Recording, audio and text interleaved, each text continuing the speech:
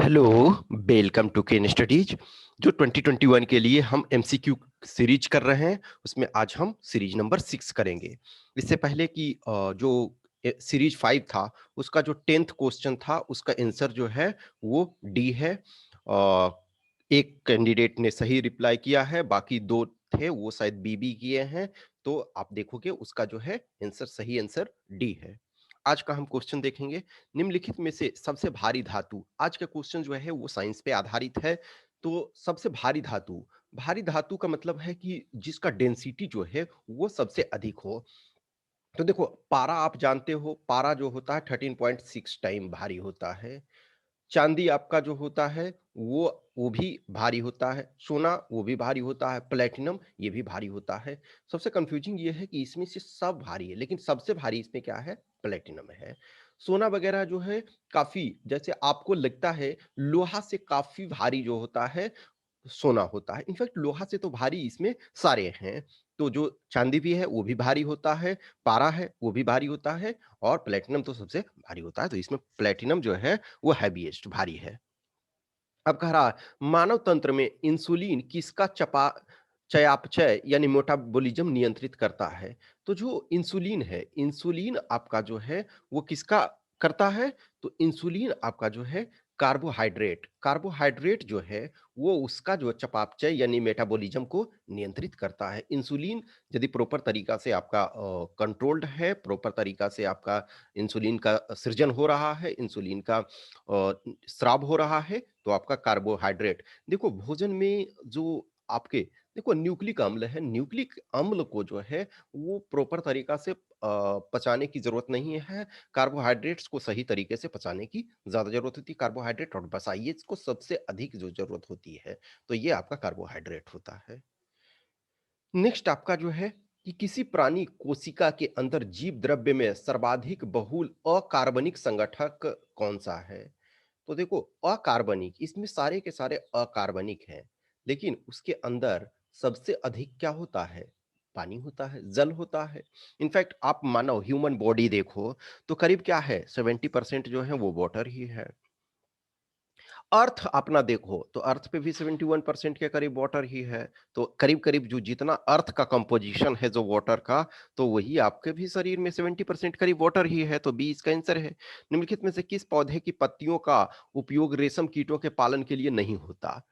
तो देखो, इसमें से बहुत सारे जो हैं वो उसको जो आपका यूज करते हैं, जो रेशम के कीट के पालन के लिए, जिससे कि आपका रेशम बनता है। तो शहतूत का किया जाता है, अरंडी का किया जाता है, बांज का किया जाता है, आपका जो है सागौन का नहीं किया जाता है। सागौन जो आपका है मेनली, देखो ये वो लकड़ी, ये वो पौधे हैं जिसका फर्नीचर वगैरह यूज नहीं किया जाता है। ये फर्नीचर के लिए यूज नहीं, इन पर जिन पर भी पालन किया जाता है वो फर्नीचर के लिए नहीं। सागौन जो है आपका काफी स्ट्रॉन्ग होता है, तो उसका जो है फर्नीचर इसका बहुत अच्छा बनता है। फर्नीचर वगैरह, बंदूक के कुंदे और ये सब सारे बनते हैं। तो इसका यूज़ जो है वो शहतूत की पत्ती पालन के लिए, यानी ये रेशम के कीटों के पालन के लिए नहीं होता है। सबसे अधिक जो होता है शहतूत की पत्ती का यूज़ होता है। शहतूत की पत्तियों पर जो होते हैं वो पालन होते हैं। तो ये आपका जो डी है। नेक्स्ट आपका है, निम्नलिखित में से कौन-सा एक वर्ग अभी निर्धारित जातियों की संख्या के आधार पर सर्वाधिक बहुल है? देखो, इसमें ध्यान रखना है कि जो अब तक ज्ञात किया जा चुका है, जिनका अब तक प्रॉपर तरीका से स्टडी किया जा चुका है, जिनका अब तक पता लगाया जा सका है। हो सकता है कि कुछ इसमें से ऐसे हों जिनका कि हम देखो, हरित पादप और ये में कन्फ्यूजन है, हरित पादप सबसे अधिक नहीं है, तो ये हमने हटा दिया। अब देखो, कवक, जीवाणु और कीट, इन तीनों में है कि सबसे अधिक किसी का भी हो सकता है, लेकिन जो ये हमें क्वेश्चन पूछ रहा है कि अभी निर्धारित यानी कि जिसका डिसाइड हो चुका है, जिसके बारे में पता लग चुका है। बहुत सारे जो आपके जीवाणु वगैरह हैं, तो अभी पता भी नहीं है कि कौन कौन से जीवाणु हैं। तो ये सबसे अधिक जो संख्या की क्या है, जो जातियों की संख्या पर सर्वाधिक बहुल है, ठीक है ना? तो ये सबसे अधिक क्या है? कीट। कीट, तो इनका सबसे अधिक पता लगाया जा चुका है। सबसे अधिक जो पता लगाया है गया है उसके बारे में है। नेक्स्ट आपका है, डीएनए के एक तंतुगुच्छ यानी स्ट्रैंड से आरएनए में आनुवांशिक आनुवंशिक सूचना के प्रतिरूपण की प्रक्रिया क्या कहलाता है? जो कह रहा है कि डीएनए है, तो डीएनए का जो है, ये डीएनए होता है आपका डबल स्ट्रैंडेड, ठीक है ना? तो ये इसके कारण एक तंतुगुच्छ से आरएनए में आनुवंशिक सूचना के प्रतिरूपण यानी कि डीएनए से जो है वो आरएनए में जो जेनेटिक कोड है, आनुवंशिक सूचना का मतलब जेनेटिक इन्फॉर्मेशन, जो जेनेटिक इन्फॉर्मेशन जो जीन के कारण जो इन्फॉर्मेशन होता है तो प्रतिरूपण उसका जो क्या प्रक्रिया कहलाता है, तो वो प्रक्रिया जो है आपका कहलाता है, ये अनुलेखन कहते हैं, इसको अनुलेखन कहते हैं। नेक्स्ट आपका है, निम्नलिखित में से कौन-सा एक भौतिक परिवर्तन है? देखो, जो एक केमिकल परिवर्तन होता है, केमिकल परिवर्तन का मतलब होता है कि उसकी केमिकल प्रॉपर्टी चेंज हो जाते हैं। जैसे हाइड्रोजन है, तो H2 ठीक है? तो 2H प्लस O2 ठीक है? तो 2H2 आपका प्लस O2 तो ये क्या हो गया? 2H2O ये H2O हो गया। तो देखो, यह जो हाइड्रोजन है, इसका अलग कैरेक्टरिस्टिक्स है, ऑक्सीजन का अलग कैरेक्टरिस्टिक्स है। लेकिन जब दोनों मिलता है, तो वाटर बन जाता है, तो इसका अलग कैरेक्टरिस्टिक्स होगा। तो ये केमिकल चेंज हो जाता है। तो कोयले का जलता है, कोयला क्या है? कार्बन है।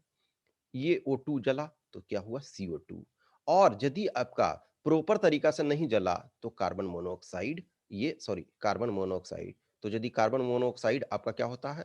तो 2C प्लस O2 तो ये क्या होगा? 2CO हो जाता है। यानी पूरे तरह से नहीं जला तो कार्बन मोनोऑक्साइड बनता है। तो लकड़ी का जलना, कोयले का जलना, ये दोनों में आपका कार्बन डाइऑक्साइड और कार्बन मोनोऑक्साइड दोनों बनता है। अब देखो, प्लैटिनम क्रूसिबल को गर्म करना, प्लैटिनम क्रूसिबल जो है एक मेटल का पात्र है, उसको गर्म करोगे तो वो केमिकल चेंज नहीं है, वो आपका क्या है? फिजिकल चेंज है। और पोटेशियम क्लोरेट को गर्म करोगे तो वो आपका केमिकल चेंज हो जाएगा। तो आंसर इसका सी हो गया। नेक्स्ट आपका है, शीतकालीन अयनांत के संबंध में निम्नलिखित में से कौन-सा कथन सही है?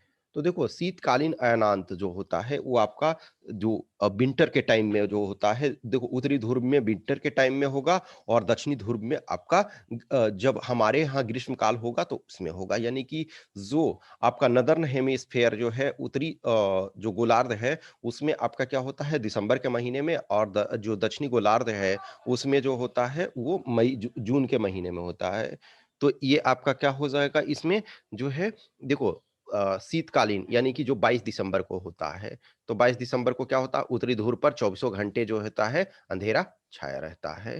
ठीक है? तो यह 21 जून को, तो 21 जून को क्या होगा? वो आपका जो मेनली इसमें होता है, तो हम जनरली लेते हैं इसको ये करके, तो इसको किस पर लेते हैं? जो हम चूँकि उत्तरी गोलार्ध में रह रहे हैं, तो मेनली उत्तरी गोलार्ध को लेकर के ये चलते हैं, ठीक है? तो दक्षिणी ध्रुव पर चौबीसों घंटे अंधेरा छाया रहता है? नहीं। तो देखो, ये आपका जो जून के महीने में उस ड्यूरेशन में होगा। तो सूर्योच्च पर होता है? नहीं। उत्तरी ध्रुव पर चौबीसों घंटे अंधेरा छाया रहता है, तो ये आपका सी आंसर करेक्ट आंसर हो जाएगा। नेक्स्ट आपका है, किसी तत्व के रासायनिक गुणधर्म किस पर निर्भर करता है? तो कोई भी जो रासायनिक गुणधर्म है यानी कि केमिकल प्रॉपर्टी है, तो किस पर? तत्व के समस्थानिकों की संख्या नहीं, समस्थानिक जितना भी हो उससे कोई फर्क नहीं पड़ता है।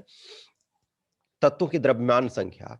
देखो, अब कुछ हद तक निर्भर करता है, लेकिन मेन जो कैरेक्टरिस्टिक्स होता है, लेकिन जो आपका है, थोड़ा आपका डिफरेंस होता है। तत्व में न्यूट्रॉनों की संख्या, तो देखो ये दोनों जो है एक तरह से एक ही का समुच्चय है। तो तत्व के सबसे बाहरी कोष में इलेक्ट्रॉनों की संख्या, तो इसमें कितना इलेक्ट्रॉनों की संख्या होगा, इससे जैसे एग्जांपल लो, सोडियम है तो इसका 281 होगा, तो बाहरी कक्षा में 1 है। ये क्लोरीन है तो 287 होगा। तो देखो, इसमें जो है 1 है तो इसका मतलब इलेक्ट्रॉन Na और Cl अभिक्रिया करता है तो NaCl बनता है, जो साधारण नमक आपका होता है NaCl आपका, ठीक है? तो इसमें से क्या है, ये इसके पास बाहरी कक्षा में 1 इलेक्ट्रॉन है, तो ये इलेक्ट्रॉन त्याग करने की क्षमता रखता है। इसके बाहरी कक्षा में 7 इलेक्ट्रॉन है, तो ये इलेक्ट्रॉन ग्रहण करने की क्षमता रखता है। तो ये आपका जो है बाहरी कोष में कितना इलेक्ट्रॉनों की संख्या है उस पर डिपेंड करता है, तो ये इसका डी हो गया।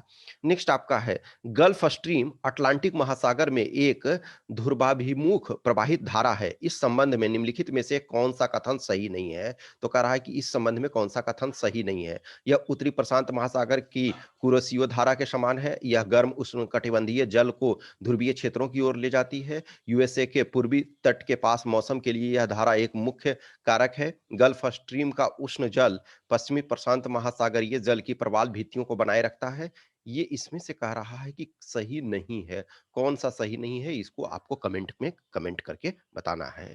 तो 9 क्वेश्चन का आंसर की यहाँ दिया हुआ है, 10वाँ को आपको फाइंड करना है ताकि आप जुड़े रहो, आप उसी क्योंकि मैं नेक्स्ट में आपको बता दूँगा कि इसका आंसर क्या है, लेकिन आपको कोशिश करना चाहिए eight the end of the day आप यदि ये सीरीज़ जो रेगुलर तरीके से चल रहा है, साथ में आप पढ़ाई करते रहो, ये एक्स्ट्रा में आपको वर्क करना है क्योंकि at the end of the day question ही आपको सॉल्व करना है, ठीक है? तो इसके आंसर कमेंट में करके बताना और अच्छा लगता है तो लाइक करें, कमेंट करें, अपने दोस्तों के साथ भी शेयर करें। Okay, thank you.